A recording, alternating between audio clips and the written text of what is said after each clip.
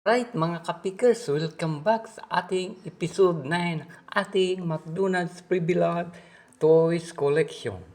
Ngayong umaga ay papakilala ko sa inyo ang ating dalawang Scooby-Doo Pre-Beloved Toys. Ito po si Isko at ito po si Popo. Sila po ang dalawang magkapatid na Scooby-Doo Dog. Ang kalaga nito, si Popo ay isang Scooby-Doo dog na galing sa bansang China. Siya po ay may tatak na Hasbro at Mattel Materials. Siya po ay hard vinyl rubber materials. Siya po ay matigas na toys. Siya po ay isang asong Scooby-Doo. Ang cute po niya dahil po siya ay isang McDonald's Pre-Beloved Toys Collection. Yan po si Scooby-Doo Dog. Ang cute ng kanyang mga mata at cute ng kanyang mga pisngi. Ang kapatid niya man niyang si Popo. Si Popo the Scooby-Doo Part 2. Siya po ay galing sa bansang Singapore. Siya po ay isang hard rubber material at gawa sa Hasbro at rubber material. Sila po ay magkapatid na mga cute puppy na asong Scooby-Doo. Dalawa po sila dahil po sila ay nanggaling pa sa bansang Fairyland of the Kingdom. Sila po ay may matang, ang cute-cute, at sila po ay mga asong gala. Sila ay mga pit ng honor na si Prinsesa Snow White. Sila po ay mga mababait at matulungin sa mga duwende.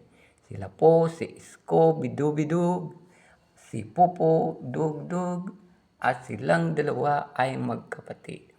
Ang kalagan dito mga papers, silang dalawang mga asong mga cute ni Snow White ay sila ay tagasunod ni Snow White sa pangunguha ng mga kamuting kahoy, mga gulay, mga prutas na mangga, apple, mansanas, grapes at iba't iba pang mga prutas gaya ng papaya, singkamas, sitaw at mga gulay na chico, perlas, pinya at pineapple.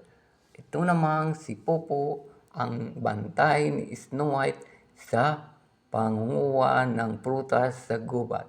Siya po ang bantay ni Snow White sa pangunguha ng prutas sa gubat. Dahil po siya ay mabait at matulungin kay Prinsesa Snow White. Gawa po siya sa isang fairy enchanted land. Sila po ay mga asong tagapagantay ni Prinsesa Snow White. Yan po, dalawa.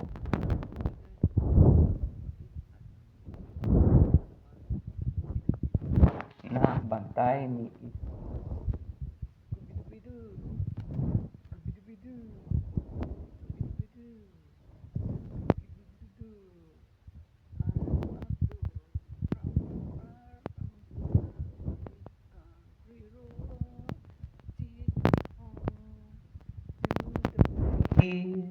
I belong in Scooby-Doo.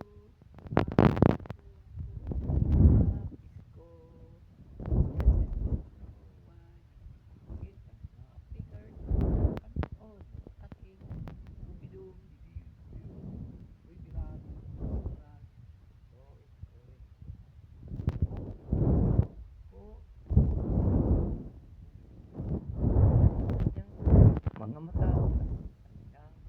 ay paalam mga kapigas kay Scooby-Doo at Popo Dog. Paalam ba?